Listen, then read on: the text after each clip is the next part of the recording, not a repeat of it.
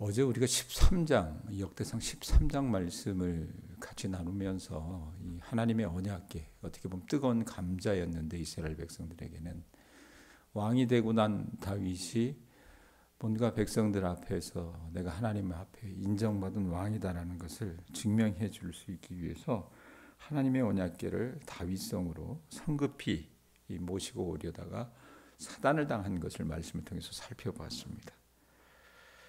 그렇게 낭패를 당한 다윗이요, 1절 한번 보세요. 1절 보면 뭐라고 얘기합니까? 다윗성에서 자기를 위하여 궁전을 세우고, 그 다음에 어떤 말이 따라붙어요?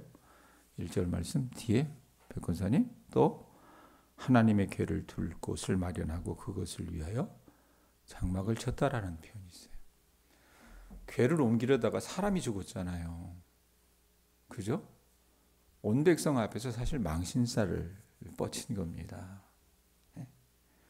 다윗이 화가 나서 노를 표하고 돌아왔고, 아무도 그 궤를 손댈 수 없는 그런 상황 속에서 오베데돔이라고 하는 순하고 정직한 사람이 제가 할게요, 그 하나님에게 제가 모실게요 이러면서 자기 집으로 가져갔다 그랬어요. 모셔갔어요.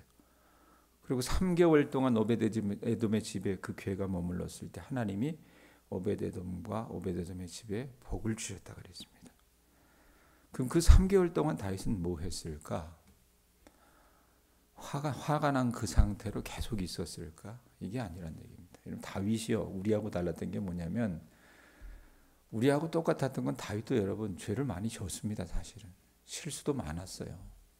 성급하기도 했고, 또 남의 아내를 탐하다가 그 여자의 남편을 살인교사 시키기도 했고, 여러 가지 실책이 많았습니다. 그런데 다윗이 달랐던 건 뭐냐면, 바둑에 보면 복기라고 하는 거 하잖아요. 바둑을 다 두고 나서 내가 어떻게 하다 졌는지 이걸 다 확인을 해요. 자기가 왜 이 일을 그르쳤는지 한번 복기해 본 겁니다. 도대체 뭘 잘못했길래, 나는 그저 하나님 앞에 묻기를 소원해서 그 언약궤를 내가 머무는 다윗성으로 모셔오려고 했는데 왜 이런 큰 사단이 났고 백성들 앞에서 나에게 하나님께서 이런 망신살을 뻗치게 하셨을까? 그걸 한번 묻고 싶었던 거예요. 확인하고 싶었던 거예요. 그래서 어떻게 했냐면, 여기엔 나와 있지 않겠지만 여러분, 언약궤와 다 관련된 규례들은 어디에 나와 있어요? 모세가 다 어떻게 해요? 정리해 놨거든요. 모세오경에, 율법서에. 그래서 그 가져오라 그래가지고 다윗이 하나하나 살펴봤어요. 그러다 보니까 어때요? 아, 내가 이거 하나님 앞에 단단히 잘못했구나 라고 하는 것을 깨달았습니다. 깨달아서 2절에 어떻게 얘기해요? 2절에 보면 다윗이 이르되, 자, 누구 외에는? 레위 사람 외에는. 이 표현이 굉장히 중요한 것 같아요. 레위 사람 외에는 하나님의 궤를 맬 수 없나니 이는 여호와께서 그들을 택하사 여호와의 궤를 어떻게 했대요? 메고라고 하는 표현이에요. 메고. 수레시코가 아니라 여호와의 궤를 레위 사람이 메고 영원히 그를 섬기게 하셨습니다. 자, 이전에 13장에서 보면 여러분, 다윗이 동일하게 사람들을 소집하죠. 이스라엘의 장로들과 관원들과 관리들을 다 소집합니다. 그런데 그 일을 주관하게 맡아서 했던 사람들이 누구였냐면 레위 사람들이 아니었어요. 그런데 이 율법서를 가지고 가만히 살펴보니까 하나님의 언약궤를 다뤄야 할 사람들은 누구였습니까? 레위 지파 사람들이었던 거예요. 아, 이거 뭔가 단단히 잘못했구나. 하나님께서 명령하신 대로 하나님의 언약궤를 어깨에 메고 운반하지 않았던 겁니다. 레위 사람들이 그렇게 했었어야 하는 건데. 13절도 보세요. 13절에 보면 뭐라고 얘기합니까? 자기가 잘못한 것을 그대로 어떻게 해요? 고백을 해요? 뭐라고 얘기합니까? 한번 읽어보세요. 전에는 너희가 매지 아니하였으므로, 어떻게 하지 아니하였으므로? 어깨에 매지 아니하였으므로 여호와께서 우리를 어떻게 하셨대요? 찢으셨으니. 사람이 죽었잖아요. 아마 그 우사라고 하는 그 인물이 찢겨나갔던 것 같아요. 그래서 이제는 어떻게 하세요? 이는 우리가 규례대로 그에게 구하지 아니하였음이니라. 제대로 하나님을 대접해 드려야만 했건만, 하나님을 하나님 대접해 드려야 했건만 그저 마음만 급해서요. 예? 거룩하신 그분을 어떻게 섬기고 예배해야 하는지에 대해서는 한참이나 왕을 비롯해서 모든 백성들이 미숙했던 거예요. 종전에도 말했지만 다윗이 여러분 일반 사람들하고 달랐던 게 뭐예요? 죄 짓는 건 똑같아요. 그런데 죄 짓고 나서 깨닫고 회개하는 모습에 있어서는 우리하고 다릅니다. 점점 이제 목회하면서 제가 느끼는 게 뭐냐면 시간이 지나면 지날수록 연배가 있으신 새벽에 나오신 분들은 그렇지 않은데 젊은 사람들과 목회하기가 참 버겁겠다라는 생각을 해요. 왜냐하면 권면이라고 하는 것을 받아들이지 않습니다. 목회자가 집사님 그렇게 살다가 큰일 나요. 하나님 그 태도 기뻐하지 않으세요. 이렇게 얘기하면 요즘 교인들은 어떻게 하는지 아세요? 기분만 나빠요. 기분만 나빠요. 목사가 여러분 뭐 잘못 지적하면 기분 나빠할 수도 있겠죠. 그런데 하나님께서 목회자를 세워주신 이유가 뭡니까? 말씀을 가르치면서 우리 삶 속에서 우리가 여러분 그릇된 행위를 할 때 권면하는 부분들이 사실 교회가 갖고 있는 어떤 세 가지 표지 중에 하나거든요. 근데 이걸 요즘 시대의 교인들은 어떻게 해요? 완전히 깔아뭉개 버립니다. 그러다 보니까 여러분 우리 안에 뭐가 없어요? 회개도 없고 반성하는 삶도 없다 그 말입니다. 근데 다윗이 달랐던 건요. 그 부분에 있어서 달랐던 것 같아요. 감히 왕 앞에서 여러분 나단이 어떻게 합니까? 우리아의 아내 이 밧세바를 범하고 그 우리아를 죽였을 때 예화를 들면서 쭉 얘기를 하잖아요. 다윗이 듣고 뭐라고 얘기해요? 그럼 잡아 죽여라. 그럼 버려야 된다라고 얘기하니까 나단이 뭐라고 얘기합니까? 그 사람이 바로 당신입니다. 얘기했을 때 다윗이 어떤 태도를 취해요? 그 하나님 앞에 자복하는 모습을 취하거든요. 자, 그 모습이 여러분 여기에서도 나타난 거라고 말입니다. 잘못을 깨달았어요. 그래서 이건 나와 내 백성이 단단히 잘못했구나. 그래서 그 규례대로 다윗이 어떻게 해요? 이제는 하나님 앞에 구하고 세수로의 그 법궤를 싣고 오는 것이 아니라 제사장들의 어깨에 메고 오게끔 그렇게 지침을 줍니다. 자, 3절 보세요. 3절 뭐라고 얘기합니까? 다윗이 이스라엘 온 무리를 예루살렘으로 모으고, 이건 여러분 13장에 있는 모습하고 똑같죠. 이스라엘 온 무리를 예루살렘에 먼저 모으고 그 다음에 여호와의 궤를 그 마련한 곳으로, 1절에 보면 그 궤를 마련할 곳을 정했다 그랬잖아요.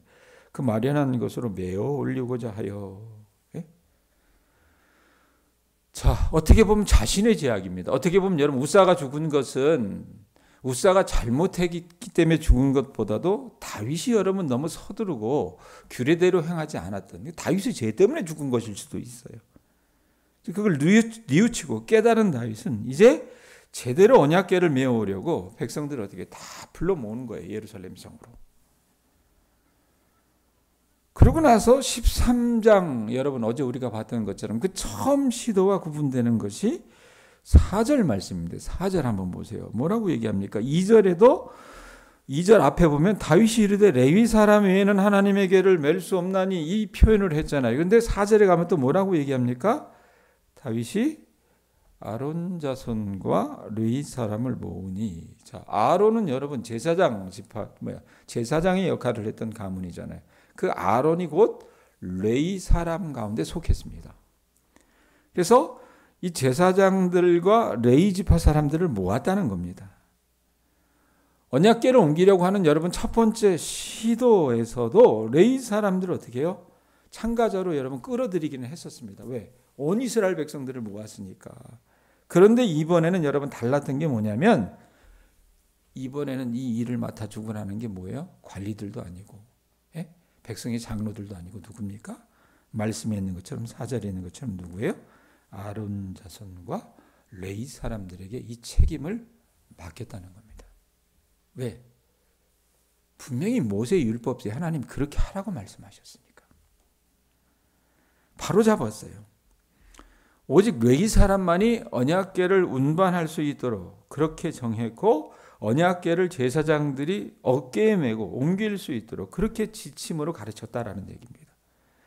그러고 나서 그 언약궤 이송에 소집된 레위 지파 사람들을 기명하는 것이 5절부터 10절이에요. 익숙하지 않았던 이름들. 누구와 몇십 명이요. 누구와 몇백 명이 나오잖아요. 그게 쭉 이어져요. 그렇게 다윗이 소집한 레위 지파 사람들에 더해서 이제 다윗이 어떻게 하냐면 제사장들 가운데서도 으뜸 제사장이라고 하는 사독과 아비아다를 불러서 이들에게 어떻게 책임을 맡깁니다. 11절부터 15절이에요. 한번 보세요. 제가 읽어드릴 테니까 눈이 따라가 주세요. 다윗이 누구? 제사장 사독과 아비아다를 부르고 또 레위 사람 우리엘과 아사야와 요엘과 스마야와 엘리엘과 암미나답을 불러서 뭘 시켰어요? 12절에 보면 그들에게 이르되 너희는 레위 사람의 지도자이니 너희와 너희 형제는 뭐하라 그래요? 가서 무조건 하나님에게를 어깨에 메고 와라 이렇게 얘기합니까? 가기 전에 이 레위 사람들이 해야 될 게 있었어요. 제사장들과 이 지도자들이 해야 될 게 있었습니다. 뭡니까? 12절 중간에 보면 너희와 너희 형제는 몸을 어떻게 하래요? 성결하게 하고 내가 마련한 곳으로 이스라엘의 하나님 여호와에게를 메어올리라 이렇게 얘기했습니다. 그러면서 자기와 그 백성이 잘못한 부분을 13절에 축약해서 얘기해요. 아까 우리가 읽었잖아요. 전에는 너희가 매지 아니하였으므로 우리 하나님 여호와께서 우리를 찢으셨으니 이는 우리가 규례대로 그에게 구하지 아니하였음이니라. 자, 다윗의 명령을 듣고 제사장들이 어떻게 합니까? 이에 제사장들과 레위 사람들이 이스라엘 하나님 여호와의 궤를 메고 올라가려 하여 몸을 어떻게 했대요? 14절 끝에 다윗이 말한 대로 성결하게 했습니다. 먼저. 그리고 15절 말씀이 이어져요. 뭐라고 얘기합니까? 모세가 여호와의 말씀을 따라 명령한 대로 레위 자손이 최의 하나님의 궤를 깨어 어디에 맸대요? 어깨에 매니라 이렇게 얘기해요.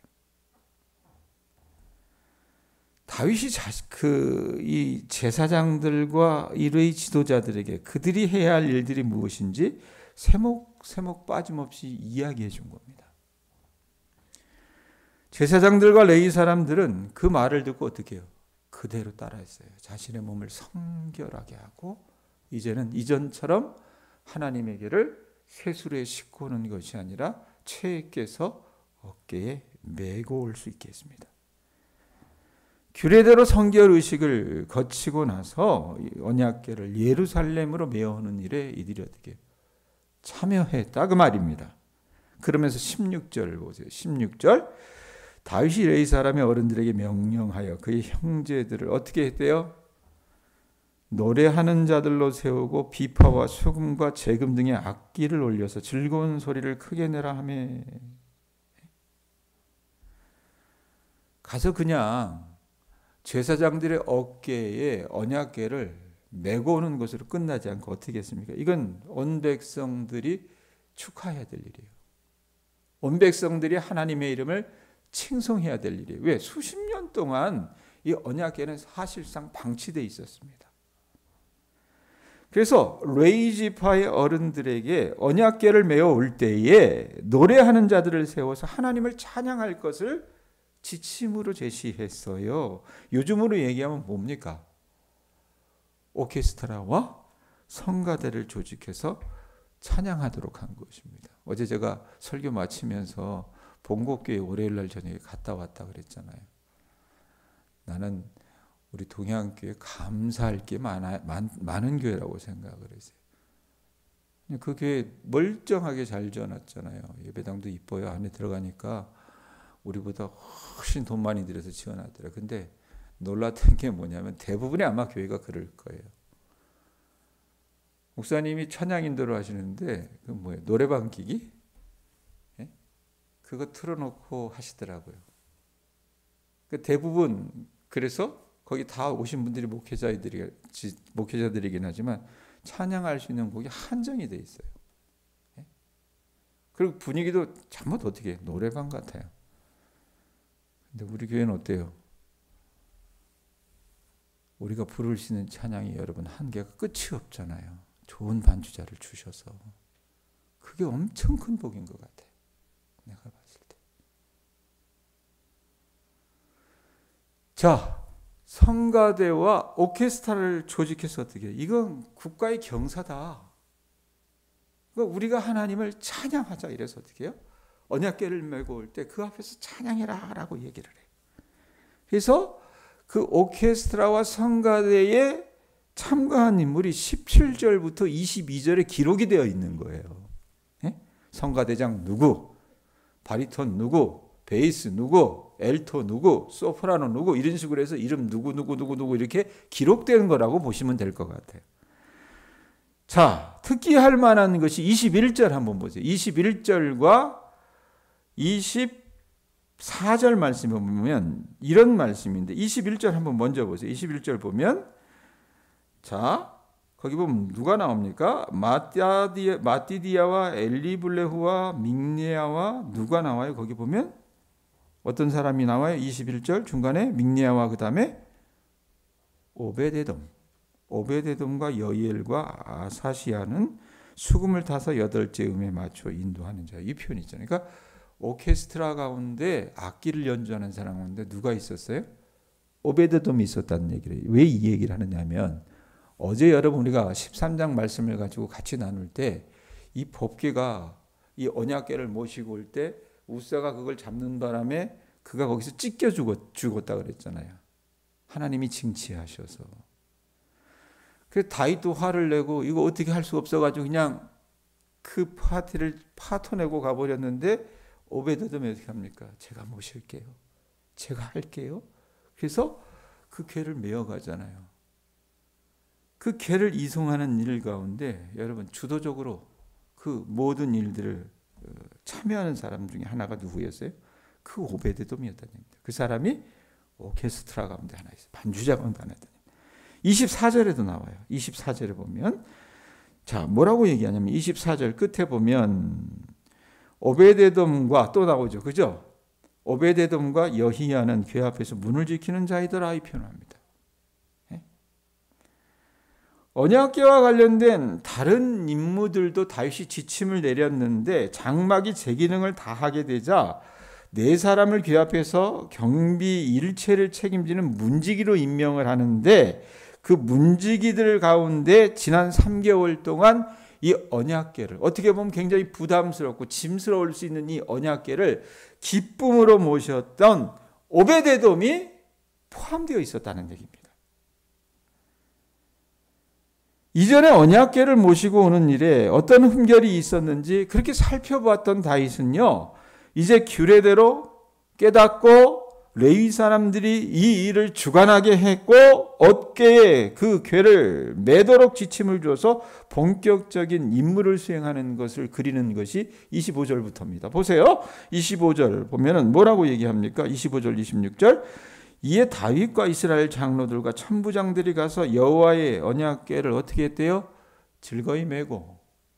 자, 똑같이 다시 궤를 가지고 오는데 여러분 이 사람들 마음이 어땠겠어요? 또 사단 나면 난리 나잖아요. 안 그래요? 예? 그런데 왕이 하나님 앞에 반성하고 회개하고 우리가 이런 부분 잘못했구나라고 생각을 하면서 그 지침을 주니까 어떻게 해요? 언약궤를 즐거이 메고 그 다음에 오베데돔의 집에서 올라왔대요. 어디로? 예루살렘 성으로. 그러고 나서 26절에 어떤 말씀이 있습니까? 하나님이 여호와의 언약궤를 맨 레위 사람들을 뭐 하셨대요? 도우셨으므로 무리가 수송아지 7마리와 순양 7마리로 제사를 드렸다라고 얘기합니다. 자, 이번에는 13장의 언약궤를 옮길 때하고 완전히 달라요. 순적히 모든 일이 잘 진행이 됐습니다. 왜? 여호와 하나님께서 레위 사람들을 도우셨기 때문에. 사람들은 언약궤를 오베데돔의 집에서 예루살렘까지 무사히 가져올 수 있었어요. 그리고 가져오면서 수송아지 7과 순양 7을 하나님께 감사의 제사를 드렸다라는 얘기입니다. 자, 그런 가운데 다윗도 어떻게 해요? 이 행렬에 참여하고 싶었어요. 자기는 감독자로 남고 싶지 않고요. 이 하나님에게를 다윗성으로 모시고 오는 일에 너무 감사하고 기뻐해서 참여하는 그 행렬에 다시 동참하는 것이 27절, 28절입니다. 보세요. 다윗과 그 다음에 어떤 말이 따라붙어요? 및 괴를 맨 레이 사람과 노래하는 자와 그의 우두머리 그나냐와 모든 노래하는 자도 다 뭐를 입었대요? 세마포 겉옷을 입었으면 흰옷이라고 생각하시면 될 것 같아요. 예? 다윗은 또 배에 에봇을 입었고 이스라엘 무리는 크게 부르며 뿔나팔과 나팔을 불며 재금을 치며 비파와 수금을 힘있게 타며 여호와의 언약궤를 메어 올렸다 그랬습니다. 얼마나 기뻤겠어요. 예? 이번에는 하나님께서 자신들의 어떤 헌신 이것들을 기쁘게 받으셨잖아요. 그래서 기쁨에 겨워서 마음껏 하나님을 찬양할 때 다시 여러분 어떻게 보면 채신머리 없게 왕임에도 불구하고 왕은 여러분 어떻게 합니까? 위험이 있어야 되잖아요. 그런데 그게 여러분 다윗에겐 필요하지 않았던 거예요. 왜? 하나님이 너무 감사하고 그 하나님의 은혜가 너무 기뻐서 어떻게 해요? 그 앞에서 춤추고 기뻐하고 뛰놀았던 거예요. 그런데 거기 보면 배에 에봇을 입었다 그러는데 이건 나중에 시간 되면 제가 한번 좀 보여드릴 텐데 에봇이라고 하는 건 뭐냐면 제사장들이 하나님 앞에 나아갈 때 입었던 어떤 장신구 가운데 하나인데 뭐냐면 이 보석으로 12개의 보석으로 된 거예요. 근데 그게 그렇게 길지 않습니다. 우리로 얘기하면 허리 위까지 차요. 근데 세마포 옷을 입고 배에 에봇을 입고 어떻게 기뻐 뛰며 찬양하다 보니까 어떤 일이 벌어졌냐면 아랫도리가 내려간 거예요. 그리고 백성들은 여러분 어떻게 했습니까? 왕이 기뻐 뛰며 춤추고 찬양하는 걸 보게 된 거라고 말입니다. 자, 그걸 누가 봤어요? 29절 보세요. 여호와의 언약궤가 다윗성으로 들어올 때 누가 봤어요? 사울의 딸 미갈이 창으로 내다보다가 다윗 왕이 춤추며 뛰노는 것을 보고 그 마음에 어떻게 했대요? 업신여겼다라고 얘기합니다. 모두가 하나님을 찬양하는 일에 속담에 그런 말 있잖아요. 개밥에 도토리 마냥. 여러분 개밥에 도토리 넣어보세요. 개가 그 도토리를 먹습니까? 안 먹어요. 따로 논다라는 표현이잖아요. 예? 거기 그 기쁨의 자리에 참여하지 못하는 한 인물이 있었는데 그게 누구냐면 다윗을 사랑했고 다윗의 철하고 말했던 예전에는 다윗을 사랑했어요. 지금은 아니에요.